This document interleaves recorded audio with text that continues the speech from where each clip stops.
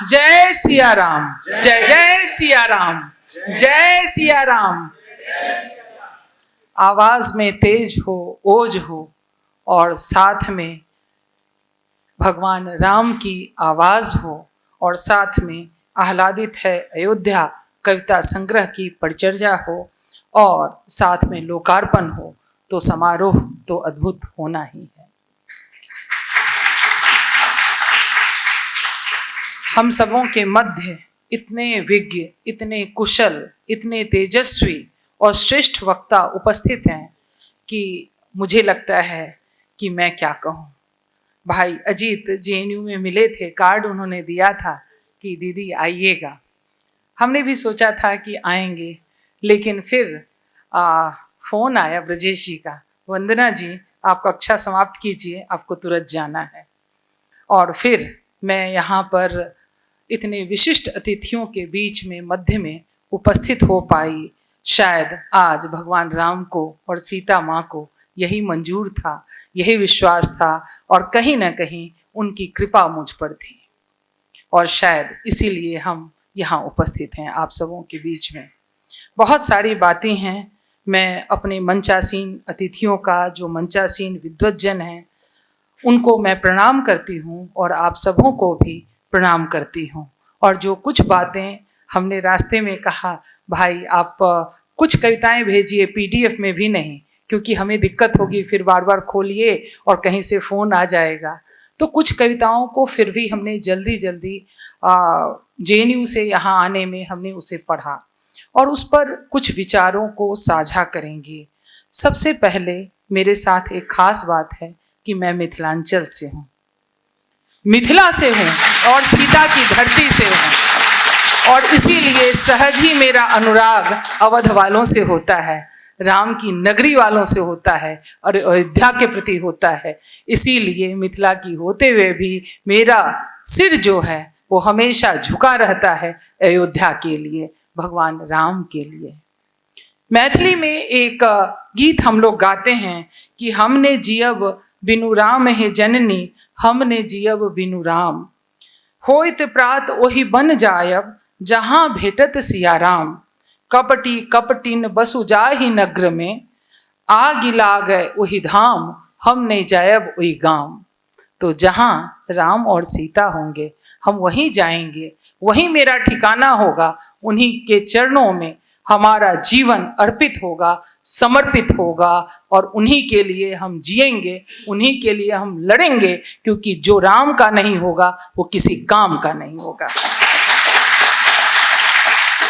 इस देश की अस्मिता को, इस देश के भाव को आपका बोध करना है तो आपको राम का होना होगा और बिना राम के जाने हुए विमर्शों की थोथी किताब आप जितना भी लिख दें, आप इस देश के नहीं हो सकते।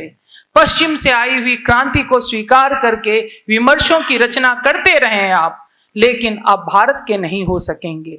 आप पश्चिम में मुखापेक्षी होकर के भारत में जी नहीं सकेंगे।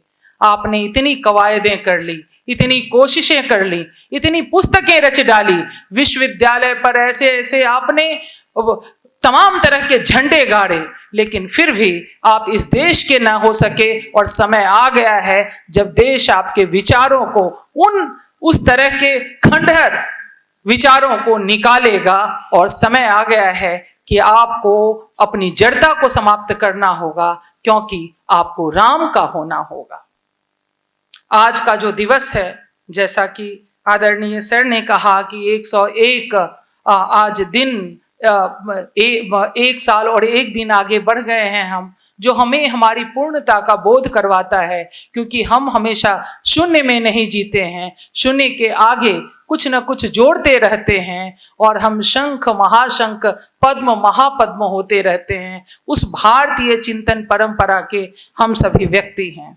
कुछ बातें हैं जो जल्दी जल्दी जब सभी बात कर रहे थे तो मुझे लगा कि वो सारी बातें करें, और उससे पहले कि एक पंक्ति है कि राम लखन सिया करी कृपा, जब चितवन जेहि मोर। राम लखन की का जो चितवन है, जिस ओर मुरझाता है, वहाँ क्या होता है, जिस तरफ वह देखने लगते हैं तो जो सूखा भी वृक्ष है वह हरा हो जाता है, और पत्थर की शिलाएं जो हैं वह भी जल के प्रवाह से प्रवहमान हो जाती हैं। ऐसे राम का स्वरूप है। और निश्चित रूप से यह जो पुस्तक है अजीत कुमार पुरी अन्वेषक जी की पुस्तक आह्लादित है अयोध्या, अपने आप में बहुत ही महत्वपूर्ण है, क्योंकि उन्होंने जो तमाम नकली प्राचीर हैं, उसके नकली जो गढ़ हैं, उसको उन्होंने तोड़ने का प्रयास किया है।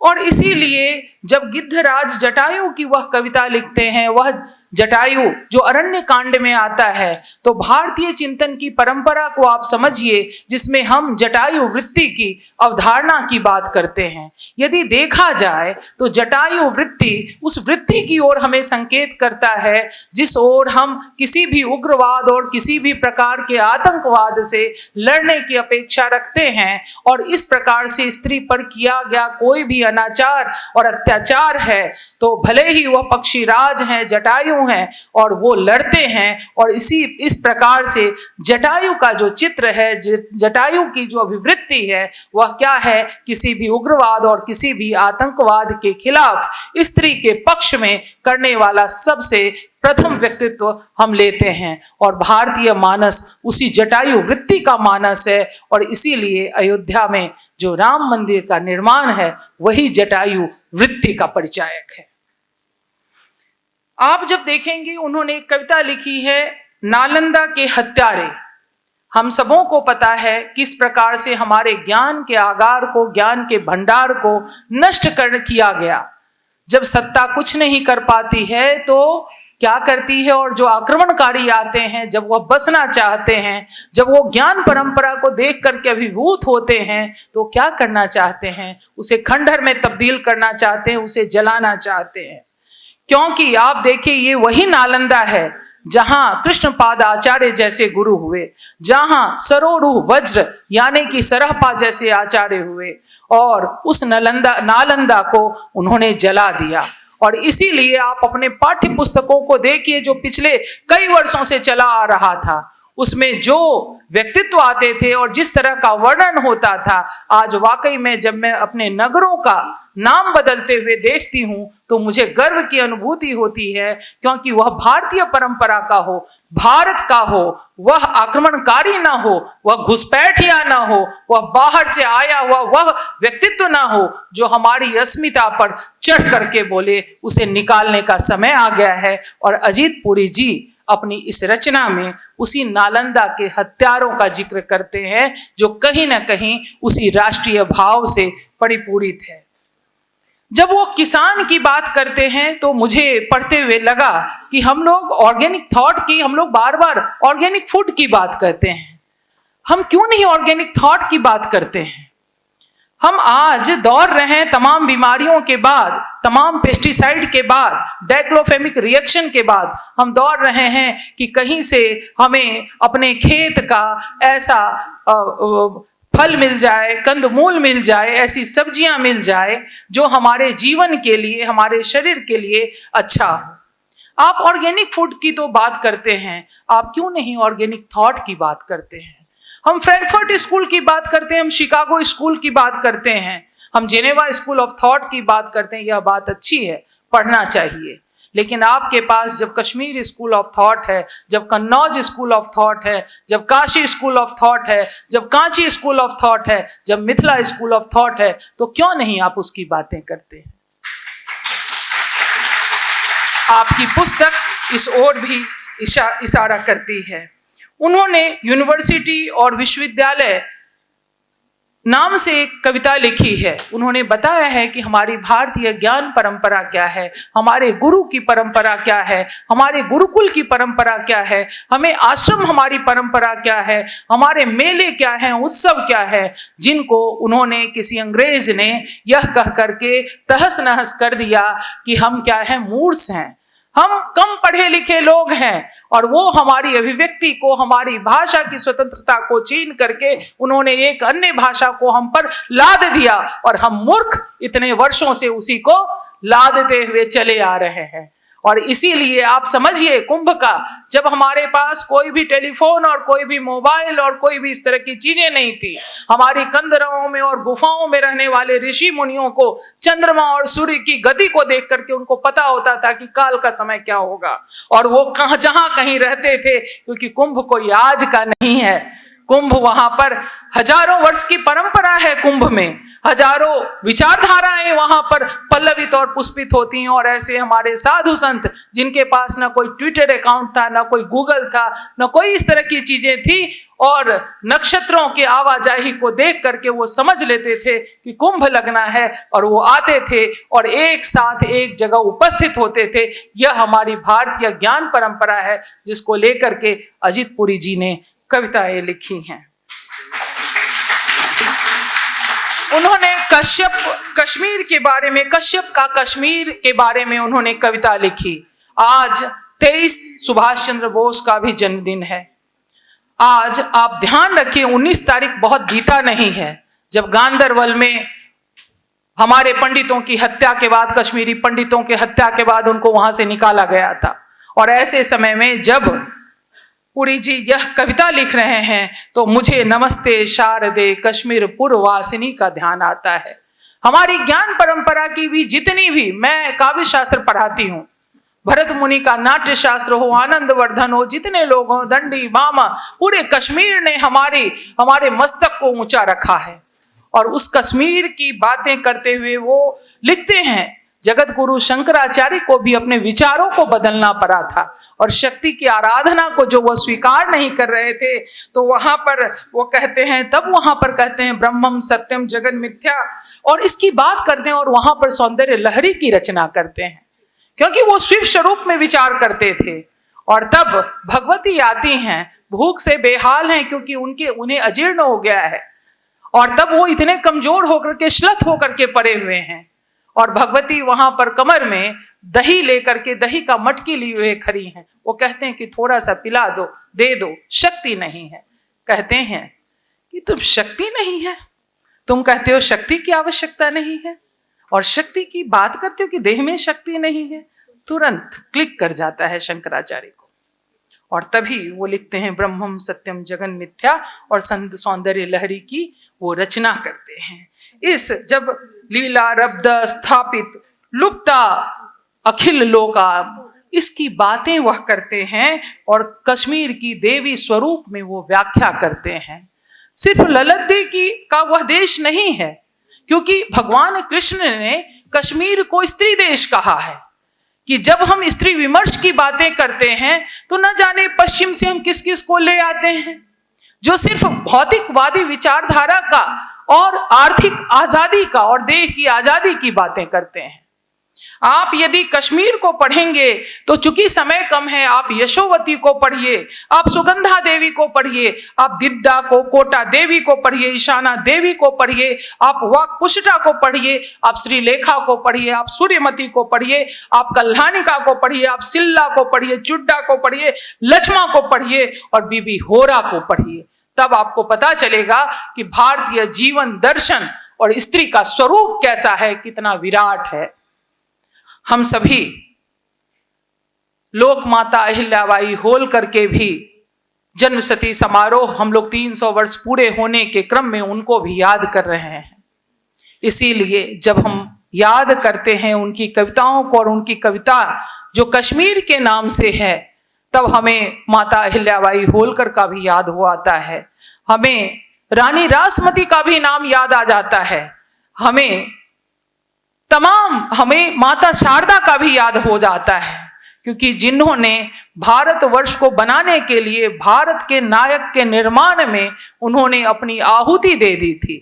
क्योंकि अहिल्याबाई, लोक माता अहिल्याबाई को तो लोग कहते हैं समाज के हाशिए की थी, वह विधवा थी, वह देखने में एक सामान्य कदकाठी की थी महिला, लेकिन आप उस स्त्री के स्वत्व बोध को और भारत बोध को देखिए, जिन्होंने असंख्य उन भग्नावशेषों का, जिसे आतंकवादियों ने, आक्रमणकारियों ने तोड़ दिया था, उसका वह निर्माण करवाती हैं, वह बावड़ी बनाती हैं, वह पाठशाला बनाती हैं, यज्ञशाला बनाती हैं और भारत को एकता के सूत्र में बांधने के लिए उन सारे प्राचीरों का निर्माण करती हैं। प्रकृति के प्रति उनकी चिंता है। तो यह जो अजीत पुरी जी की रचना है, उसके माध्यम से जिन चीजों को हम पढ़ रहे हैं, जिन कविताओं को पढ़ रहे हैं, तो आवश्यक है कि हम अपने विमर्श के पृष्ठ को भी खोलें। एक शिक्षक जो दिल्ली को जीता है, जो काशी को जीता है और उसकी आवाजाही लगी रहती है, क्योंकि बेचैन वह व्यक्ति होता है जो कहीं जो जिसे लगता है कि अब यहाँ नहीं वहां चलो, वहां नहीं यहाँ चलो। ये बेचैनी क्यों है? क्योंकि वह कुछ को ढूंढ रहा है और फिर स्थापित होता है और फिर अपने राष्ट्र प्रेम की संकल्पना में खुद को डुबोता है और फिर आह्लादित है। अयोध्या जैसी रचना हम सबों के लिए आती है, क्योंकि उन्होंने रावण को भी याद किया है और साथ में विरसा को भी एक साथ याद किया है। उन्होंने रावण को आसुरी शक्ति के रूप में लिया है और विरसा को उस पर विजय प्राप्त करने के एक स्वरूप में लिया है। बहुत सारे ऑर्गेनिक थॉट, बहुत सारे राष्ट्रवादी विचार, बहुत सारे शब्दों का संचयन जो इसमें किया गया है, वो भारतीय भाव के शब्द हैं जो कहीं विलोपित हो रहे थे बहुत ही अरसे से। उन्होंने शब्द की आराधना की है, उन्होंने ऐसे वाक्य की रचना की है जो बिल्कुल भारत बोध के करीब हो। बहुत सारी जब किसान वाली बातें आ रही थी, तो एक बात करके उबिएगा नहीं, क्योंकि जब किसान की बातें कर रहे थे तो हमें अष्टावक्र गीता में आया हुआ वह अन्नमय कोश याद आ रहा था। आज हम कितनी आपाधापी में हैं, राष्ट्र के लिए हम समय कितना निकाल पाते हैं, तो उन्होंने पंचकोश की बात की है, जिसमें सबसे पहला है अन्नमय कोश, ज्ञानमय कोश, विज्ञानमय कोश, मनोमय कोश और बाद में आनंदमय कोश की बात की। हम लोग सबसे पहले ईट ड्रिंक एंड बी मेरी वाले लोग नहीं हैं। हम लोग वह लोग नहीं हैं कि यावत जीवेत सुखं जीवेत ऋणं कृत्वा घृतं पिबेत। हम वो लोग हैं जो इन कोशों को का पालन करते हैं और उसके अनुसार हम अपने जीवन का यापन करते हैं। और अंत में एक बात मुझे याद आ रही है, क्योंकि टी.एस. एलियट अपने वेस्टलैंड में दा दा दा की बात करते हैं, जो वह बृहदारण्यक उपनिषद से लेते हैं। आप बृहदारण्यक उपनिषद को पढ़ेंगे तो दक्ष प्रजापति अपने पुत्रों को यही ज्ञान देते हैं शिक्षा प्राप्ति के बाद। दत्ता, दयध्वम और धमयत की बात करते हैं। दत्त यानी देना, दयध्वम यानी कि सहानुभूति और दमयत यानी कि अपनी चाहना पर नियंत्रण, दमन करना। अपने हर चीज हमें यह चाहिए, वह चाहिए, हमें सब कुछ चाहिए, ऐसा नहीं। हमें हमारे समाज के प्रति हमारी निष्ठा है तो हमें इन 3 द का पालन करना ही होगा। और भगवान राम का जो चरित्र है, जो सीता का चरित्र है, वह क्या है? यही द का ही चरित्र है, क्योंकि वह अपने आनंद के लिए नहीं, अपने सुख के लिए नहीं, अपने देश के सुख के लिए, अपने नगर के सुख भाग के लिए वो निरंतर कार्य करते हैं। और जो भी उनके क्षेत्र परिक्षेत्र में है, उनके मंगलमय आह्वान की परिकल्पना करते हैं और उसके हित के लिए अपने जीवन को भी समर्पित कर देते हैं। आज उसी राम की कथा को, उसी राम के चिंतन को, वह जो उसका भव्य मंदिर है, उसी की स्मृति में आज का जो यह दिवस और उसके माध्यम से आह्लादित है अयोध्या की जो चीजें हम देख रहे हैं, वह निश्चित रूप से बहुत ही महत्वपूर्ण है, बहुत ही खास है। और उनकी एक कविता है, पूर्वज कभी मरते नहीं। और अंतिम बात की, उन्होंने एक कविता लिखी है कि पूर्वज कभी मरते नहीं। हमारे गुरु प्रोफेसर कपिल कपूर अक्सर अपने व्याख्यान का अंत एक शब्द से कहते हैं, और मुझे लगता है कि भारतीय मानस उस भाव को समझ जाएगा, जिसमें वो कहते हैं कि अर्पण, तर्पण और समर्पण, उसकी बातें करते हैं। जो कुछ हमने already we receive but what we give, हमने जो रिसीव किया, हम क्या दे सके हैं मां तुमको? हमें देना है, क्योंकि हमने तो सिर्फ लेना ही सीखा है। और तर्पण हम किसका करते हैं? पूर्वजों का। जिन पूर्वजों ने यह जम्बू द्वीप दिया है, यह भारतवर्ष दिया है, यह भारत दिया है, उसकी स्मृति को याद करके किसी भी घुसपैठिए को, किसी भी आक्रमणकारी को, किसी को भी हम घुसने नहीं देंगे। इसीलिए यह अर्पण के बाद हमारा तर्पण होगा और उसके बाद हे मां हमारा सारा जीवन तुम्हारे लिए समर्पित है और समर्पण होगा। इस 3 मुख्य वाक्य को, महावाक्य को हम सबों को सीखना है और उनकी कविता, उनकी पुस्तक, क्योंकि बहुत सारी कविताएं हैं, लगातार निरंतर पढ़ा जा रहा है और आप सब भी पढ़ें बस। और इसी के साथ एक बार जोर से बोलिए, जय जय सिया राम। धन्यवाद। अगर आप ये वीडियो YouTube पर देख रहे हैं तो हमारे चैनल को सब्सक्राइब करें और बेल आइकन को दबाना ना भूलें। अगर आप Facebook पर ये वीडियो देख रहे हैं तो हमारे पेज को लाइक करें।